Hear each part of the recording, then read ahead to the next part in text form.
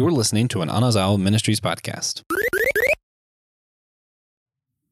Hello, and welcome to Systematic Ecology.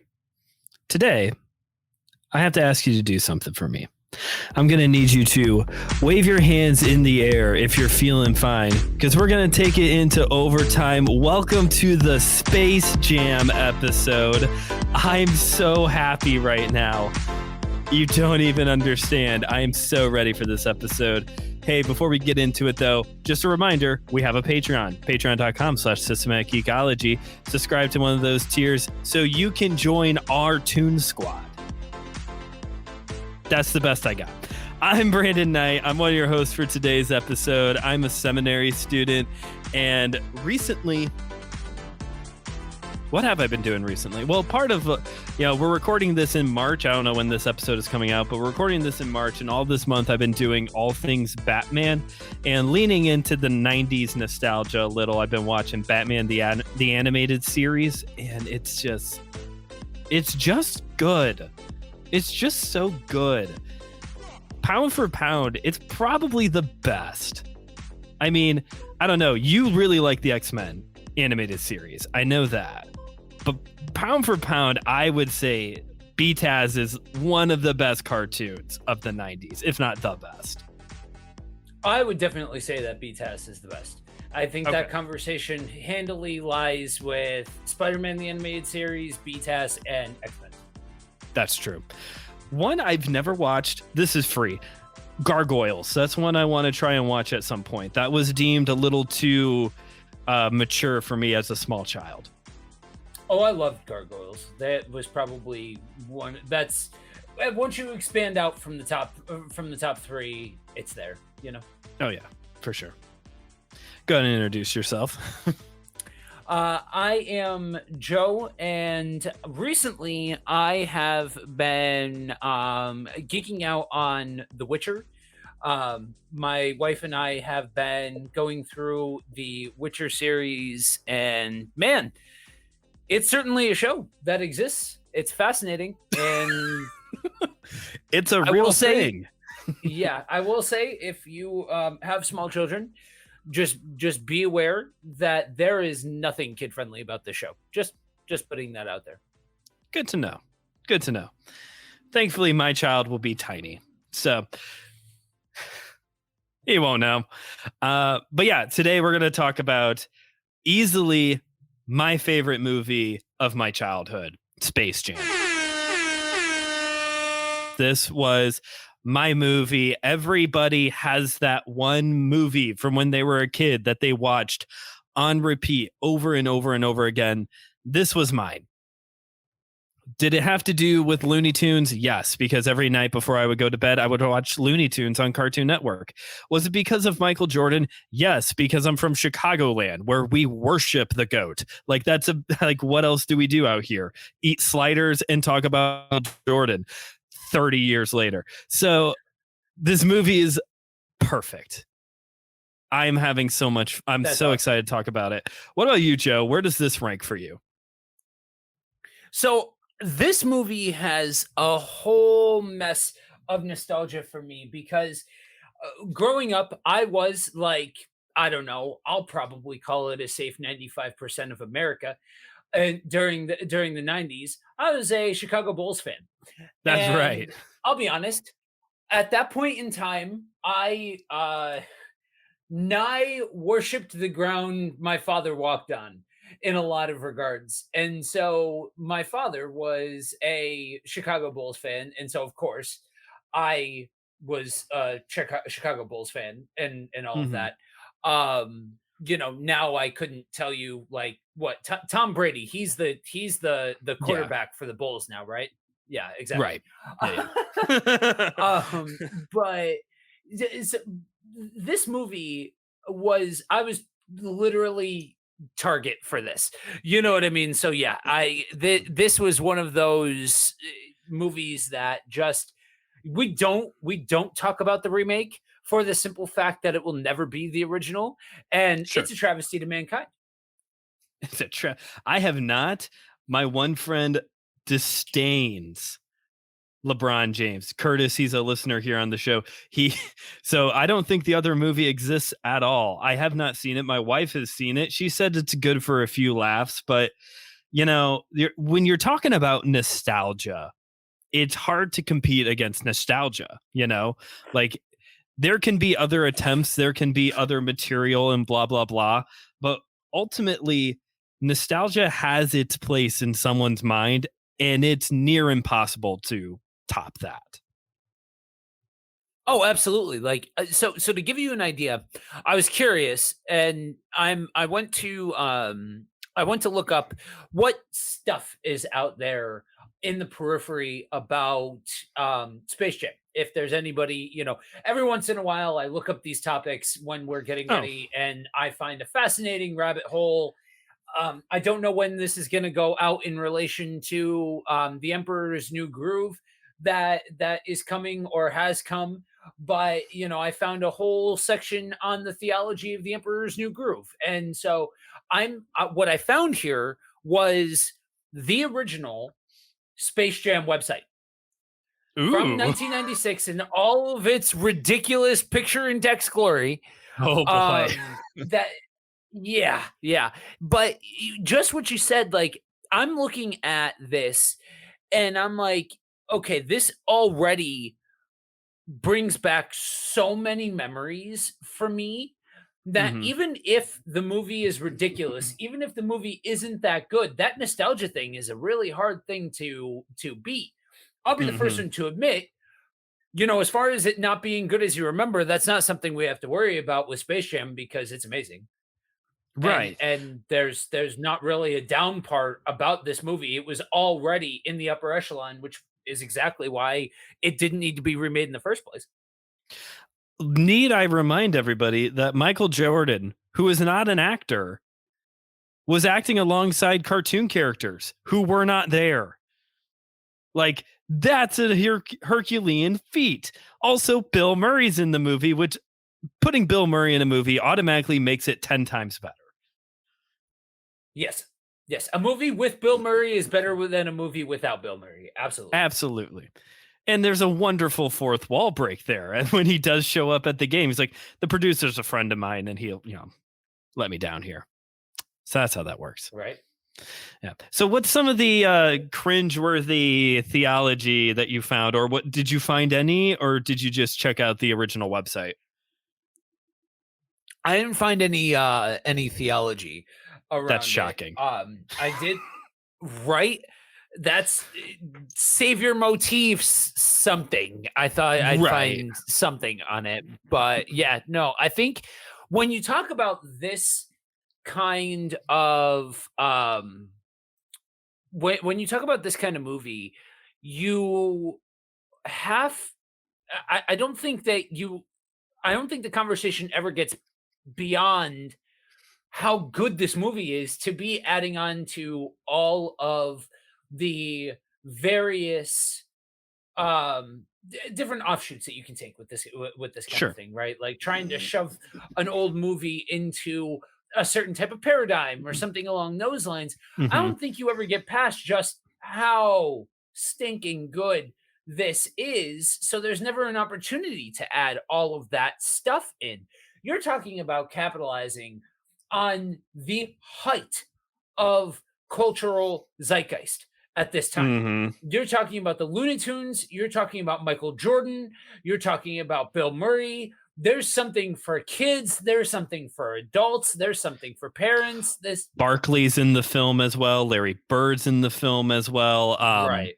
The guy from the Pistons. So I pretend Patrick Ewing, Pistons, whatever. So, you've got this is a pop culture phenomenon. This film is, and for better or for worse, because obviously there is the one with LeBron. This has created for the Looney Tunes its own genre of films. This whole the Looney Tunes interacting with real humans. You got Looney Tunes back in action with Brendan Fraser. There's the remake with LeBron, and next year there's Coyote versus Acme coming out, where the Wile E. Coyote is going to be suing Acme Corporation for all the failed attempts he has had at capturing the Roadrunner with John Cena as his lawyer. I don't think so, Tim. No. Were you doing okay until the John Cena part? No. I mean, I had. If it was The Rock, everybody would. If it was The Rock, Yeah. everybody would be fine. Yeah. Right. Exactly. Throw The Rock on it, and it makes it that much better. But yeah, I'm not even sure that particular premise could be saved by The Rock. That's what. Not you don't need LeBron for a new Space Jam. You need Dwayne Johnson. The height, Right. the zeitgeist, the ultimate pop culture, everything isn't LeBron James now. It's Dwayne Johnson. It's The Rock. That's what Looney Tunes. That's what Space Jam 2 should have been. The Rock doing stuff with Looney Tunes. Just The Rock doing stuff with Looney Tunes. That's what everything. Fast and Furious Looney Tunes. Because it's all about family. It's all about family. Oh, I can't wait to do that episode. I don't care about those movies, but I just want a reason to say it's because it's about family over and over throughout this same episode. Right. Looney Tunes. Looney Tunes, Space Jam. Classic film. Yeah, and it's so funny because you look at these types of movies and they really are just giant toy commercials. You know what I mean? Yeah. Like this IP is literally on everything. You know what I mean? Like the logo, you're already talking about Michael Jordan, who is on everything. You're already talking about the Looney Tunes that at this point in time, they're on everything. And so, when you are looking at something like this, you almost have to forgive and laugh at the fact that, like, at this point, they're literally just selling toys to kids. It's been happening since the 80s. Oh, before that. But, at this point, companies have firmly figured out that they could make a movie like this and just pump out all of this. And it worked, right? We all had the shirts. We all had the pencil sharpeners. We all had the book bags and everything else. I had bed sheets, and I always slept with my pillowcase the side up with the Toon Squad because I did not want the Monstars looking at me during the night. That would be terrifying. But the cool part is that even though, yes, it's a giant toy commercial, I can remember vividly the Burger King toys that I had from the kids' meals from Burger King. The thing is, though, we're also talking Looney Tunes with the longevity that they have, and Michael Jordan, who, like you said, about 95% of the country was a Michael Jordan fan. So we're not even just targeting kids. Grown adults are buying Toon Squad jerseys and getting, the action figures. I see these at antique stores all the time now, like these classic figures. I had like an action figure of Michael Jordan in the Toon Squad character in the Toon Squad jersey, and he would go with Batman and my other superhero action figures and go save the day because Michael Jordan's basically a superhero at this point. Like, and these are for adults and kids alike. Like, this had to be a huge moneymaker for Warner Brothers. Right. Maybe, and you look at good. Oh, I was going to say, maybe they weren't allergic to making money at that point. Like, maybe they actually liked making money at that time. Yeah, that's a fascinating concept for that company. And you look at the pictures, like the posters for the movie, right? Like if you look up Space Jam on Wikipedia, you can see what was the main poster for the and it's got Bugs Bunny on one side and Michael Jordan on the other side. Yeah. And it even says at the top, Bugs Bunny, Michael Jordan. Like they knew exactly what they were doing. By putting these two tentpole figures, which fascinates me, that one was a cartoon character and the other one was a basketball player. But because we need to throw these little references in each one of the episodes that we do for the very, very specific portion of our audience that will get this, it's like the Attitude Era, right? Nobody's ever going to recreate the Attitude Era. era No. ever. Wrestling will never be as hot as it was at that particular point in time. Something like Space Jam isn't going to happen again. I don't care how you're how popular LeBron is, how many people Mhm. think that he's the best, and yada yada yada. That's honestly at this point not even what it's about. It's Mhm. just simply that it's not the original, that it's not the Mhm. 90s, that it's not that fever pitch zeitgeist that everybody can't get. You didn't have the same kind of selection in cartoons at that particular point in time. So a lot of the people that were young at that time, they pretty solidly were either in the camp of something like Power Rangers, something that's like those live action type TV shows, things like that, or you still have a very large presence from cartoons, especially something like Looney Tunes, because Mhm. they're straight across the board. They make cameos and things. They've been already had been around for quite a while by this point. All of this kind of stuff, and people do not care about basketball the way that they do the way that they did in the 90s, because it just is a different time. And Mhm. yes, there's tons of basketball fans, and yes, there's tons of LeBron fans and all of this kind of Mhm. nonsense, but at the end of the day, it's not the same time, and you can't Mhm. recreate that. And at this point, for an entire generation's worth of people, they're not going to care. They're not going to care what you have to say as the new guy on the block. It's exactly what we were talking about with the Batman, right? Mhm. When we talked about the Joker, what was the first thing that we said? You're setting it up for failure because it's simply not Heath Ledger. Doesn't matter Right. how good the person does not matter, even in the slightest. It but for most people, it's a simple fact of it's not Heath Ledger, and whether they intend to or not, they will be comparing not favorably that person's performance against Heath Ledger's performance the entire time. And Mhm. so with a bad cash grab remake like that, I know for me that's exactly what happened, and I know for others that are in that same age bracket, that's exactly what happened. It's not that it's necessarily a bad movie, quote unquote. It's not Michael Jordan, it's not the 90s, it's not the same Mhm. thing, and they're not able to just let the conversation be. And I think that that's part of what you get into with a movie like this, because with this kind of movie, you have all of these different moving pieces and all of these different things, and some of those jokes that they make aren't 100% on color. You know what I mean? There's plenty of comedy there for the parents too. Oh yeah.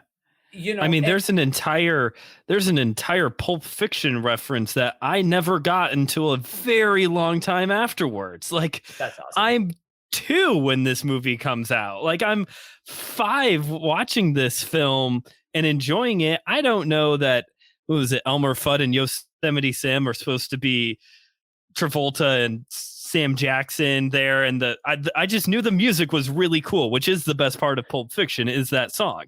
But yeah, no, That's it's for everybody. Space Jam is for everybody. And what's interesting is that having this conversation now, we're talking about Looney Tunes, we're talking about Michael Jordan. The 90s itself is a character. It's not actually in this movie. It's not like the 90s are a thing in this movie, but like that's part of this equation is that this is the perfect storm of 90s stuff without it also being grunge. There's not teen angst and Nirvana and all that type of stuff and Pearl Jam going into this. It's fairly wholesome because it's Looney Tunes. yeah, that it is wholesome. It was a simpler time, but at the same token, we weren't it wasn't so worried about serving the overlords of public discourse, of social Mm. media critics, of somebody getting offended and all of that, that it was able to tell a funnier story. And I think that part of the issue, not to go too far down the rabbit hole of the old man yelling at the crowd or yelling at the clouds, but at the same token, you comedies aren't the same. They're Okay. oftentimes meant for kids nowadays in a way because nobody wants to offend anybody. Because and Mm. I'm not saying you've got to go out there and make a raunchy comedy in order for it to be funny. That's really not what I'm talking about. But Mhm. at the same token, you can very easily still have humor for all ages without going into, because the conversation will quickly dovetail into, oh, so you just want the 90s back and all of their bad thoughts and all of this kind of stuff, all of the Mhm. honestly disgusting things that can come along with that once you open the door to yesteryear. I'm Absolutely. looking at you, Vince Russo. Yeah, exactly. So I'm not trying to say that it has to be all of that in order for it to be funny or for it to be a good comedy, because like you said, it's not that it was raunchy in its adult points. It's just that it was comedy for everybody. They were Mhm. willing to throw in little things that at worst it was flashy music, like catchy music, and the cartoon characters dressing up like other things, and it's funny, ha Mhm. ha ha. At Mhm. best, it's a reference to another movie for the adult that brought the child. You Right. know, Or the line when Bugs and Daffy have just gotten Michael's shorts. You know, he had to go get his shoes and go get his shorts. And they're walking back and they're going to go down the golf hole. Oh, yeah. The guy who plays Newman from Seinfeld's in the movie because he's in that scene. I forgot about that part. Something Knight, Wayne Knight. I think that's his name. Anyway, so Bugs and Daffy are going to jump down the golf hole, and Daffy's pitching names for the basketball team, and he says, the Ducks. And Bugs goes, what type of Mickey Mouse organization do you think we're working for here? Like, that is an on the nose joke. We all know, because that would have been the Mighty Ducks would have been out by that point. Probably I think the cartoon would have been out by that point too. Like, we all know what's going on here. The only time that it gets remotely like, okay, yeah, maybe a little dated, is the whole Lola Bunny thing, which caused a whole conversation with the new one that went in so many different directions that I don't even want to have the conversation now because I don't feel educated enough to actually talk about it. I just know that a lot of people were upset that they changed the character design of Lola Bunny. So we're just going to, again, pretend that the remake doesn't exist and that Lola is just the way that she is in the first one. right? And that's, that's just is what it is when you're talking about, when you try to make pivots and change things and all of that kind of stuff, you are opening the door for both good and bad. Like, yes, I guess you can conceivably make something that works for another generation. Mm-hmm. I'm not convinced that I've ever seen it, but hey, whatever. You know what I mean? I think another example of this is the modern day take on He-Man that Kevin Smith made. That Oh, I was just started watching that recently. a dumpster fire. um, but so that you know that's something that you have to be aware of. That is a conversation that can be had. It's not the conversation that's going to be had here Mm-hmm. because that's outside of our lane.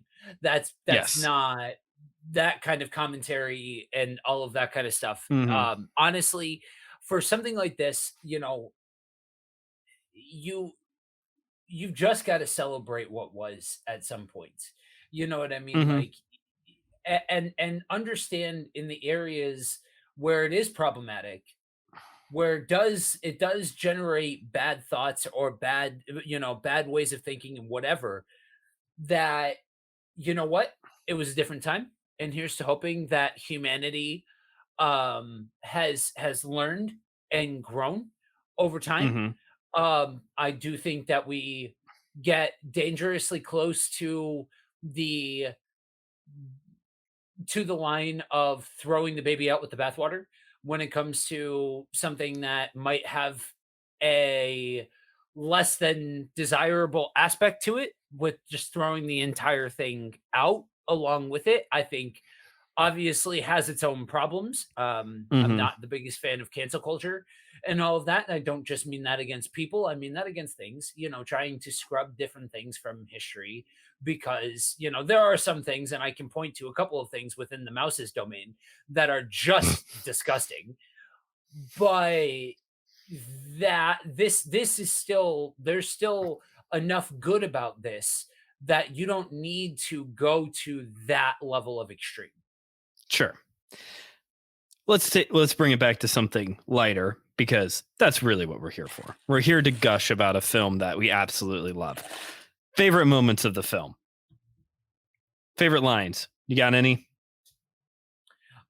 My one of my favorite parts is when they're in the real world and they're trying to find the right house and the right place to get Michael's equipment Mhm. and all of that. That was funny. And pretty much that entire final game between the Monstars and the Toon Squad is Okay. just hilarious from start to finish. Yes. I am big fan of several lines in the film. When Bill Murray shows up and he does the da da da da da da da.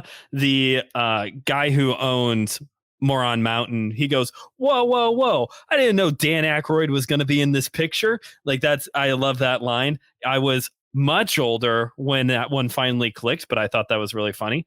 I also like after the game when the Toon Squad wins and Michael goes up to Bill Murray and is like, "Hey, I think you could actually you could actually do this." And Bill Murray's winded after playing essentially 20 seconds of a basketball game. And he goes, "No, I'm going to retire on top and undefeated." And I quote that still to this day. I'll play a game and play a brand new game I've never played before and win. And I'll say, "All right, I'm going to retire on top and undefeated."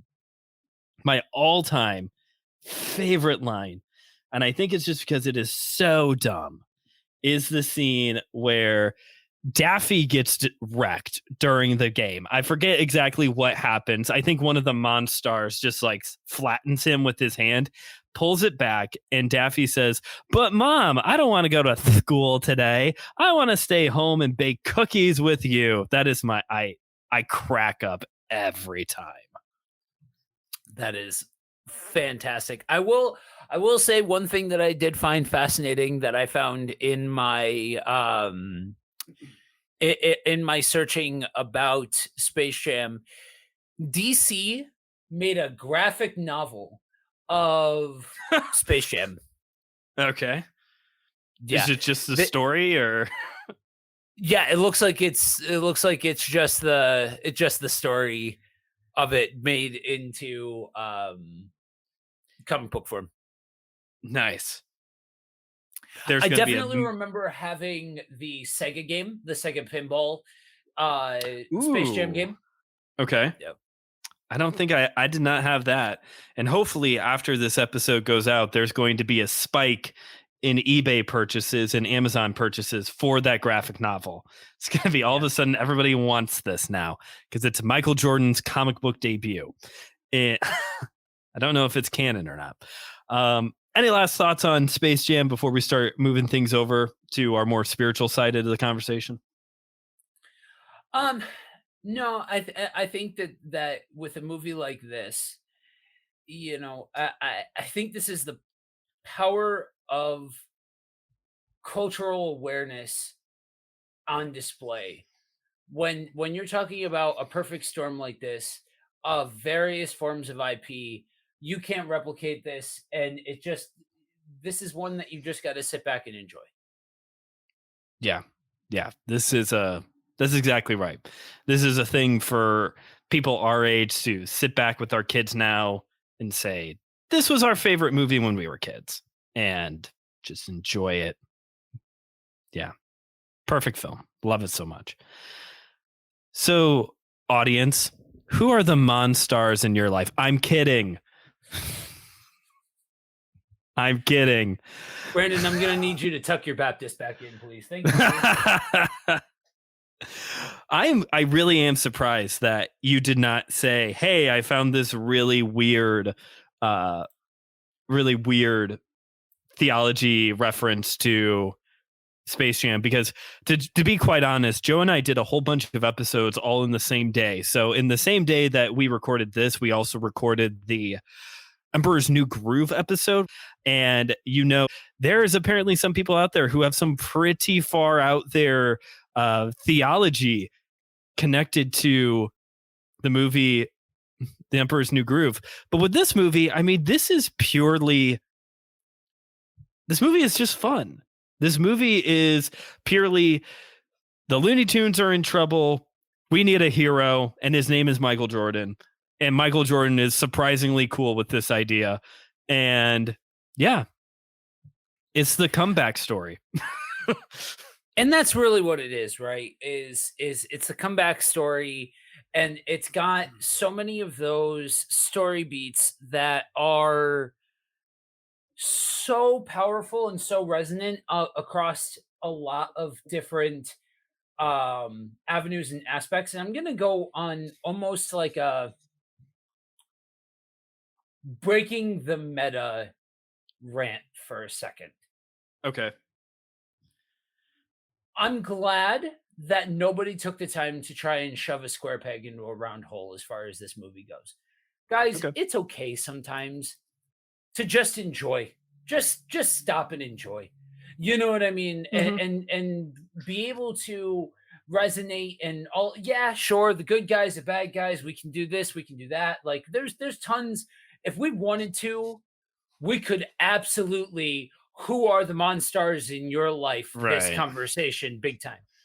But I think the common thread with a lot of these older movies like this is they stop trying to, or rather, I think one of the best things about some of these older movies, and this was absolutely a similar idea with The Emperor's New Groove, that we're talking about a time where people weren't afraid to just have a conversation about a morality play, to just have a conversation about what is right and what is wrong, what is, good and what is bad, what does it, what does morality mean, and what does this look like, and how can you be a better person, and all of this kind of stuff. It's not, and sometimes it's just about the hero's story, the conquering hero, and all of that kind of stuff, that it doesn't have to be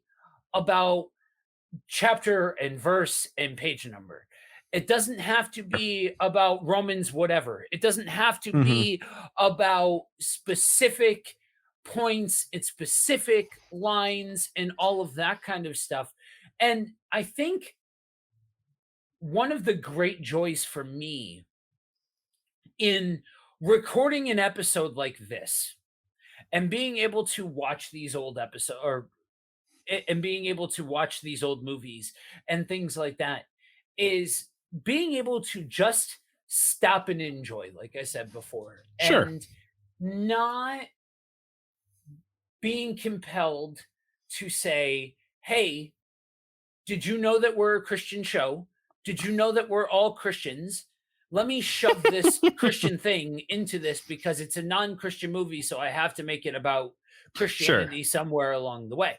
You know what I mean? And sometimes it's just fun to nerd out about stuff from our childhood. And I'll be honest, I wasn't even that big of a fan of Looney Tunes. Looney Tunes wasn't really like a thing for me. It was more that it was just fun. You know what I mean? Like it was just flashy, lots of music, that kind of thing. Bright colors. Yeah. Right. It's literally made for kids. Yeah. I mean, Looney Tunes actually was a surprisingly big part of my life as a small child. I can remember on Cartoon Network, it was Looney Tunes. It was Tom and Jerry, Looney Tunes, and then if I was really good, I could stay up and watch Tex Avery cartoons came on. So that's like Droopy and all those like Screwy Squirrel and all those type of cartoons. And that's literally how I went to bed every night, was a heavy dose of good old fashioned Tom and Jerry violence and then Looney Tunes nonsense. And it was, yeah, it's a little silliness is good for the soul. You know, like it's okay to occasionally just enjoy something purely for the entertainment of it. John Piper disagrees, but you can enjoy something purely for the entertainment of it. It's fine. You know, the Space Jam wasn't written by C.S. Lewis. Like, it doesn't have to have some allegorical coded message of Michael Jordan is Jesus. No, please no. He's just Michael Jordan. Right. So I'm a firm believer that every episode is somebody's first episode. So if you are listening to this either fresh now or within the context of binging past episodes, we are currently in the midst of the year of Lewis. We're going through C.S. Lewis's stuff. We're going through the Narnia series. We're going through the Space Trilogy. We're going through a lot of I think stuff. Screw Tape's on there. Yeah. Right. And so when you look at something like the Narniad, right? Yeah, as much as people don't want to admit to it, because that whole quote of him saying it's not allegorical is horrifically ripped out of context 90% of the time that it's said. He was not saying that there's zero allegory in it. He was saying that it's not just supposed to be a retelling of the Bible. It's not Pilgrim's Progress. That was his point. Exactly. And so those types of things. I love the Narniad. I love everything about the Narniad. I love all of the teachings. I love that. And we've talked about on those episodes how those kinds of stories are God ordained in a way, because you look at the way that a man is willing or is able to recontextualize the cliff notes, if you will, of the Bible into a story that's compelling, fun, and very old at this point, but still resonant with a lot of people. You look at something like Lord of the Rings. Oh, I'm gonna upset some Tolkien fans here for a second. There is also allegory in the Lord of the Rings. It's not devoid of religious implication. And I'm saying from the author. I'm not just saying from everybody and their mother that has made the same about Fellowship of the Ring. That there's baked in there evidence of Tolkien's relationship with God. And that's another one where, yeah, that's a beautiful story that can be drawn, that you can have these parallels drawn, and you can weave this tapestry of thoughts, and these things are designed to point to the source material in ways, and it's a beautiful thing that you can engage with God through these mediums and things like that. That is the wheelhouse that they are in. That is the type of writing that they did. That is what those types of stories are made for. There's an asterisk with what I just said. I understand. Again, you can find all, you can send all angry mail about what I just said about the Lord of the Rings to my seminary life, and it'll get put in a paper shredder. It's fine. but there is varying degrees. Like, you got Pilgrim's Progress, you got Narnia. Somewhere down here, you got the Lord of the Rings, and then over in the next ballpark is Space Jam. to bring this Right, full and circle, you know? Exactly. So I say all of that to say that there are tons of examples of geekdoms that we can look at and wax poetically about and talk Hmm. about and really mine out. Okay, so we are Christians. How does that affect the way that we look at this movie? Sure, the part we'll go back to to the one black eye that this has. You know what I mean? The Lola Rabbit is her name? Lola Bunny. Lola Bunny, whatever. The Lola Bunny scene, you know, all of that stuff, the way she's drawn, all of that, yeah, it's problematic. It is what it is. You know, I'm not trying to make excuses. And yes, Hmm. the Christian part of my brain looks at that and says, that's a problem to be showing kids and all of that kind of stuff. But outside of that, some movies are just meant to be popcorn flicks. Yeah. Some movies are just made to have fun with. And I think we go a little too far with trying to bleed the well dry with when it comes to this. I love The Return of the King. Really enjoyed Endgame. I am never going to watch those movies as many times as I have Space Jam because they're good. They're excellent films, but they're not rewatchable. Popcorn flicks are rewatchable. I've spent so much time watching Space Jam, and I will spend even more time watching Space Jam because it's fun, and that's okay. Let's start wrapping this show up. Joe, do we have any recommendations for our audience today? I'm going to double down on the concept and tell you go and watch this movie. This is just a killer popcorn flick, fun for the whole family. Okay. I'm going to recommend, because if I'm late to the party, that means everyone else, there's got to be some people out there who are also late to the party. If you haven't played Zelda Breath of the Wild yet, like, you need to be like me and finally get with the program, because that game is just so fun. It's so fun. So much time has been spent on that game. It's probably not okay. Oh, well. Hey, Joe, where can people find you if they want to hear more from you? You can find me on all of the socials, as well as anywhere that you can find podcasts, at Buddy Walk with Jesus or Kingdom on the Road. I am live 6 out of the 7 days a week on Facebook. And you can find my show, My Seminary Life, where I talk about the things I'm studying in seminary right now, wherever you get your podcasts, and on Facebook and Instagram at My Seminary Life Pod.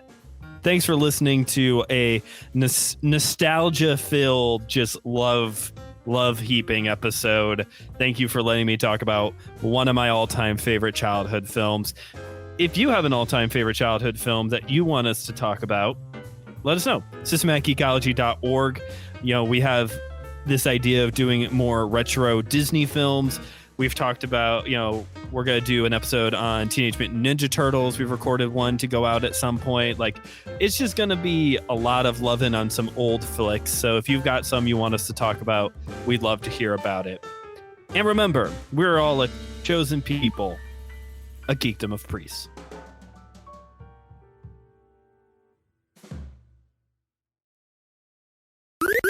This was an Anazao Ministries podcast. If you enjoyed this show and would like to learn more about our network, be sure to check out the Anazao Ministries Podcast Network.